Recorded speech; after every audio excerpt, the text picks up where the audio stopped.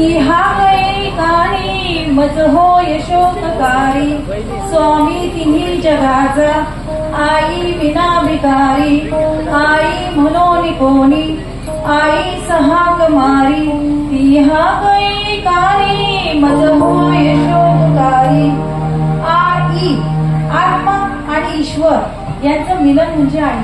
जेव्हा परमेश्वराला प्रत्येकाच्या घरात जाऊन प्रत्येकाची काळजी घेता आली नाही म्हणून परमेश्वराने आईची निर्मिती केली. जेव्हा आपल्याला काही वाटलं तर आपण पहिले कोणाला आठवतो? आईला. मोठं संकट येतं त्यावेळेस कोणाला आठवतो? बापाला. साधीच काय म्हणतो आपण? बाप रे. आणि जेव्हा व्हेंटिलेटरवर किंवा आयसीयू मध्ये कोणी असतं तर त्यावेळेस काय म्हणतो?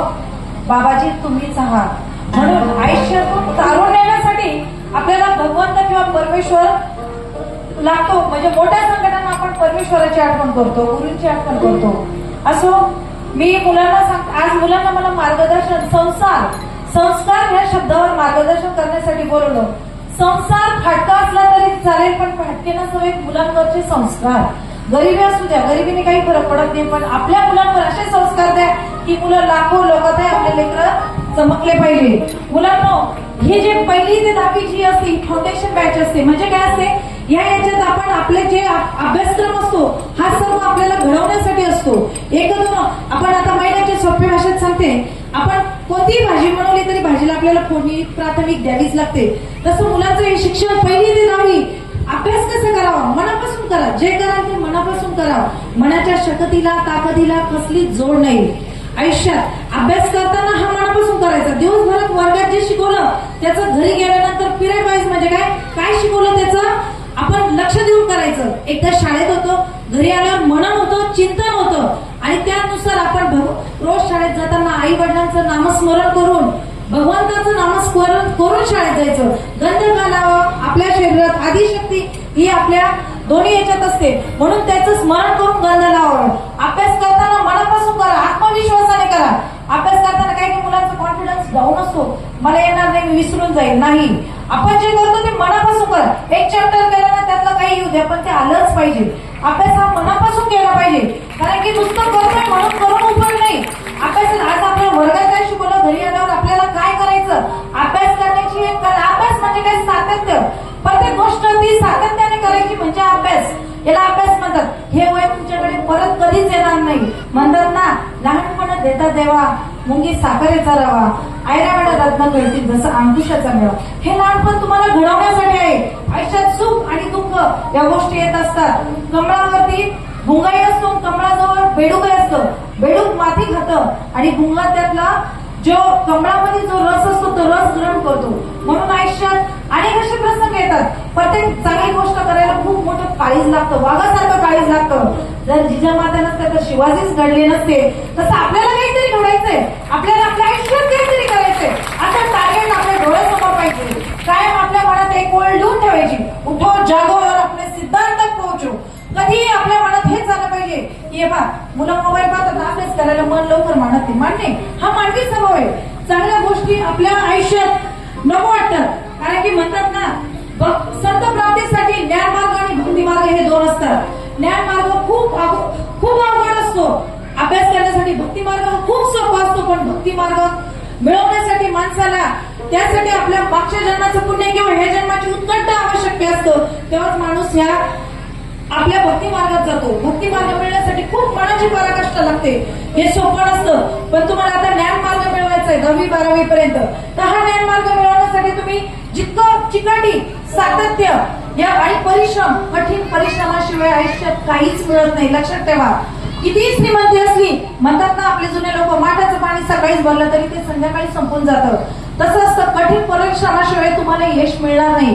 बाबाजींच्या परिवारात सत्संग का करावं? मी तुम्हाला एक उदाहरण सांगते. तुम्ही आज मला कमी महिला दिसल्या, पण आज तुमचं कर्तव्य, तुमच्या घरी जर लग्न असलं तर तुम्ही असं कराल का? किती काळजी असते आपल्याला, उद्या काय परवा काय आपलं नियोजन असतं. तसं तुमच्या गावात कार्यक्रम आहे ना, तुमचं पण नियोजन हवं की आपल्या गावात कार्यक्रम आहे. आपण करताना जे करू ना ते मनापासून करा की तुम्ही प्रत्येक घरात जा. नाही, आपण तिथे जाऊन काहीतरी घेतलं पाहिजे. एक अशीच कर्मोची महिला आता उद्या जाऊन घरी सांगेल का सगळे लोक तिथे प्रवचनाला कार्यक्रमात जातात, तुम्ही घरी बसून काय करतात. तशीच एका महिलाने एका सत्संगाला गेल्यावर आपल्या पतींना सांगितलं की तुम्ही जा. तो दिवसभर काम केलेला होता. सत्संगाला लोक चाललं, या या या म्हणे, बसा बसा बसा बसा. तो माणूस बसला, पण तो दिवसभर इतका थकलेला होता की तो सत्संगाला गेला गेला झोपून गेला.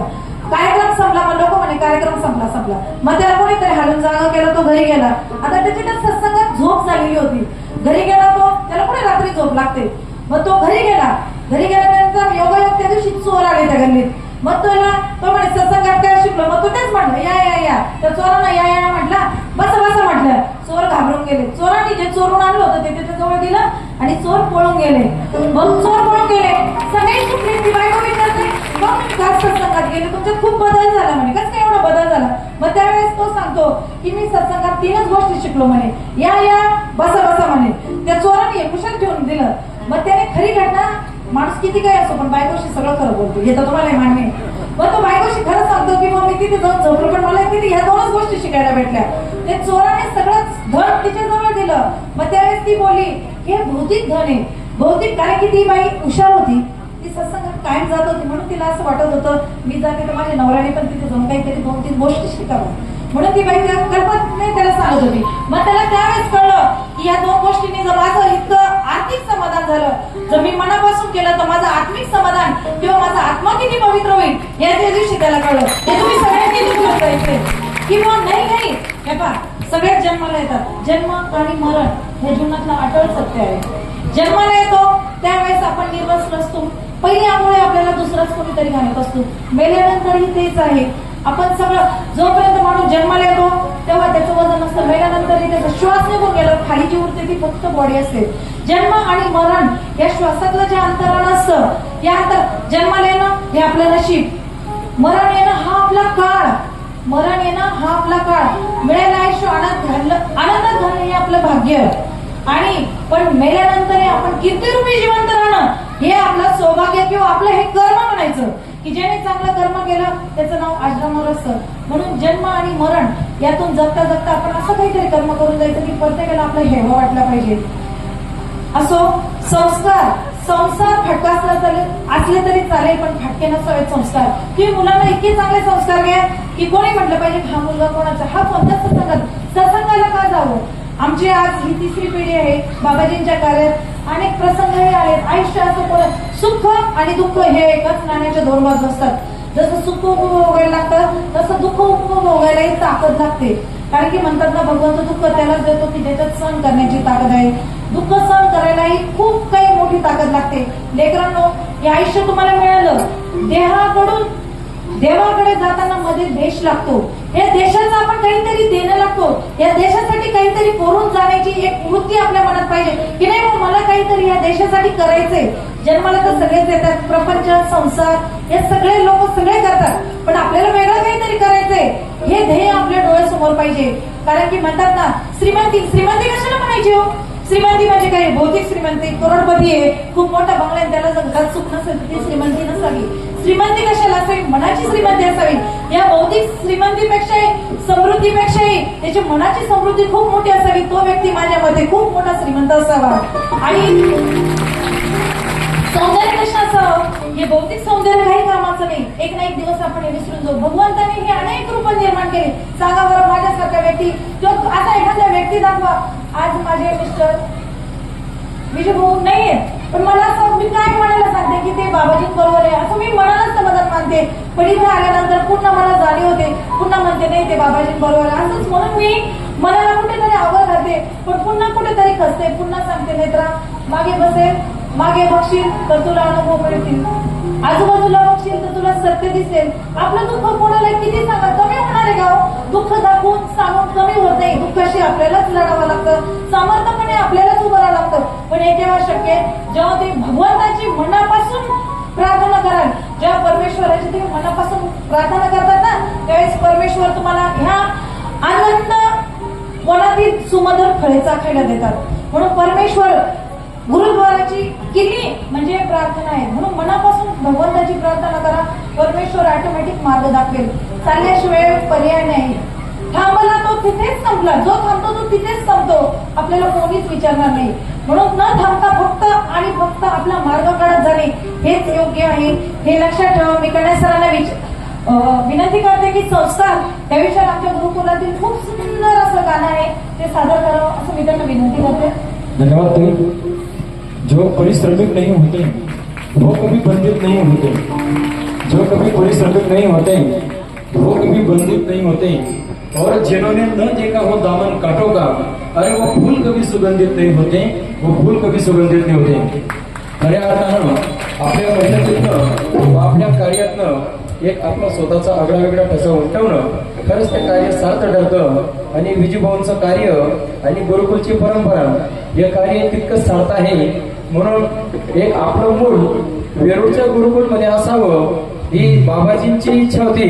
त्याप्रित एक संस्कारचं भक्तिगीत आपल्यासमोर सादर करते। जय बाबाजी, धन्यवाद। ज्ञानसागराच्या तीरावर हे विद्येचे गाव, ज्ञानसागराच्या तीरावर हे विद्येचे गाव, बाबाजींच्या आदर्शाचे या गावाला नाव, बाबाजींच्या आदर्शाचे या गावाला नाव।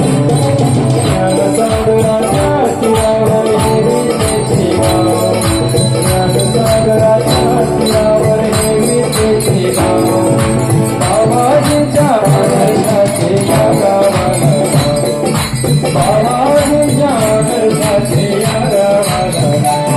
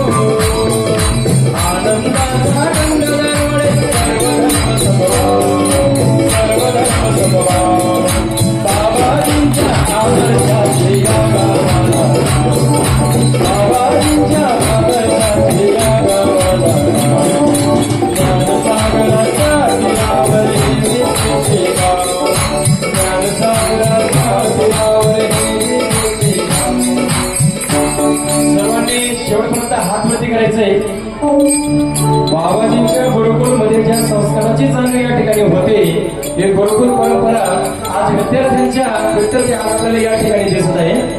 बाबाजींच्या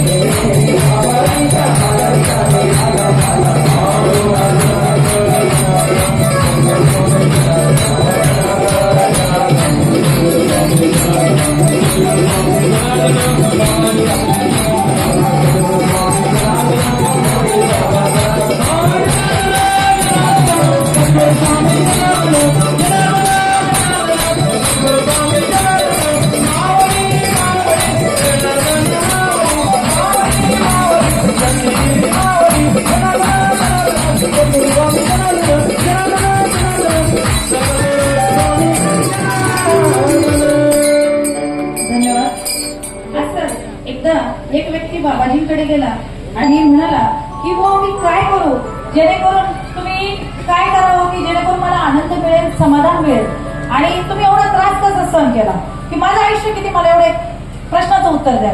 त्यावेळेस बाबाजी सांगतात की तुझं आयुष्य 8च दिवसाचं आहे, तर तो माणूस पुढचं काय ऐकतच नाही, त्या मिनिटाला तो घरी चालला जातो। 8च दिवसाचं आयुष्य आहे, तो पिणार असतो, घरी जातो, बायकोशी एकदम गोड वागतो, त्याला हे सुद्धा माहित नव्हतं की त्याचा मुलगा, तिची मुलगा किती कोणत्या वर्गाला आहे असं। पण मग तो 8 दिवसात आपल्याला 8च दिवस जीवन जगायचंय, 8च दिवस जीवन जगायचंय, ह्या निमित्ताने तो खूप चांगला वागतो, खूप चांगला वागतो। 9व्या दिवशी त्याला जाग येते, अरे बापरे आपण ते जिवंत आहे म्हणे, आज 9वा दिवस आहे, मग तो त्यावेळेस आवरासावर करतो, फूल हार नारळ घेतो, बाबाजींकडे जातो की आज 9वा दिवस आहे, मी जिवंत आहे म्हणे, तुमच्या कृपा आशीर्वादाने मी जगलो म्हणे। मग त्यावेळेस बाबाजी सांगतात की आयुष्याचा प्रत्येक दिवस हा असा जगायचे की आजचा हा माझा शेवटचा दिवस आहे, कारण की जन्म आणि मरण कोणालाच माहिती, म्हणजे आयुष्यात माणूस प्रत्येक दिवस हा आनंदाने जगतो। आनंद हा मानण्यावर असतो, आनंद नाही तर खूप मोठी भौतिक साधने, तुमच्या मनात आनंद आणि समाधान नसेल तर काही उपयोगाचं नाही। आनंद आणि समाधान कुठेच मिळत नाही, आनंद आणि समाधान या फक्त भगवंताच्या चरणीच मिळतं. म्हणून बाबाजींनी सांगितलं की परान्न, परधन, परस्त्री, परनिंदा या चतुर्सूत्रीचं आयुष्य त्याग करा, तुमच्या आयुष्याचं कल्याण झाल्याशिवाय राहणार नाही. परान्न कशाला म्हणतात? परान्न खायचं, सात्विक अन्न खायचं. हे पहा, पिक्चरचे गाणे करून स्वयंपाक अजिबात करू नका. त्या गाण्यांचा रस तुम्ही स्वयंपाक करतायत ना, सात्विकतेने करा. घर जातायत, जसं आपण घर जातात, प्रत्येक कृतीत आपला एक आनंद हवा.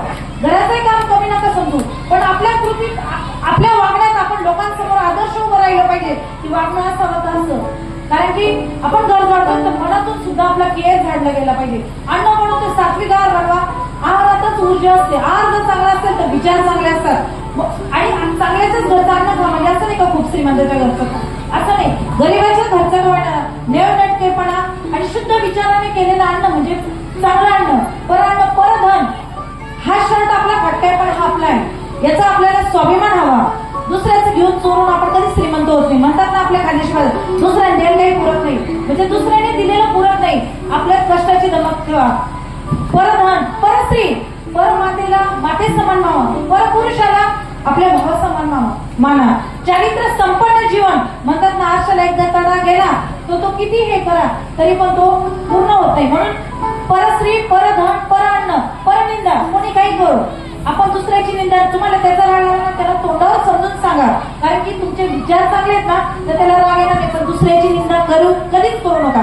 बाबाजींनी ह्या चतुर्सूत्रीचा जीवनाचा पूर्ण सार सांगितला. परान्न, परधन, परस्त्री, परनिंदा या चतुर्सूत्रीचा जर तुम्ही त्याग केला तर आयुष्यात तुमचं खूप मोठं भाग्य म्हणेल की मी आयुष्यात खूप काही यात शिकायला मिळालं. बाबाजींनी मुलांना खूप चांगलं घडवण्याचं. सत्संग का करावा? सत्संगाला गेल्यानंतर हिरा आणि दगड एकाच साण्यावर घासलं तर हिरालाच चकाकी येते. आपला मोबाईल जसा डिस्चार्ज होतो ना त्याला चार्जिंग लावायला लागते. सत्संगाला गेल्याने आपलं मन चार्जिंग होतं, आपली ऊर्जा चार्जिंग होते, आपल्यातला आत्मविश्वास वाढतो. म्हणतात ना, आत्मविश्वासाच्या ताकदीला कसलीच जोड नाही. आपल्यात जर आत्मविश्वास असेल, हो मी हे करू शकेल, त्याच वेळेस आपण करू शकतो. हे कधी शक्य होतं? जेव्हा आपण नामस्मरणात खूप मोठी ताकद आहे. ज्ञान मार्ग आणि भक्ती मार्गात खूप मोठी ताकद आहे. का लोक म्हणतात की बाबा पैसा खूप कमवला, आपली मुलं आपण अमेरिकेत पाठवले आणि आपल्या मुलांना संस्कार नसले तर आपल्या मुलं आपल्या शेवटच्या क्षणी येऊ शकले नाही तर काय उपयोग आहे हो आपला? पण आपल्या मुलांना आपण चांगले संस्कार दिलेत, त्यांनी भले दिवसात आपलं कुटुंब जरी चालवलं आणि आपल्याला रोज 2 घास खायला दिले तरी त्यात आनंद आहे. कारण की म्हणतात ना, पुत्र व्हावा नवरा तो काय म्हणतात की त्याचा असावा तिन्ही लौकी झेंडा. असो, झालेली सेवा मी बाबाजींच्या चरणी अर्पण करते. मी तुमचं लेकरू, जे चूक भूल माफ असावी. बाबाजी तुम्ही वटवृक्ष आहेत मायाचे, आम्ही ह्या वटवृक्षाची लेकरे, जपू असा सावली देण्याचं. जय बाबाजी, जय बाबा.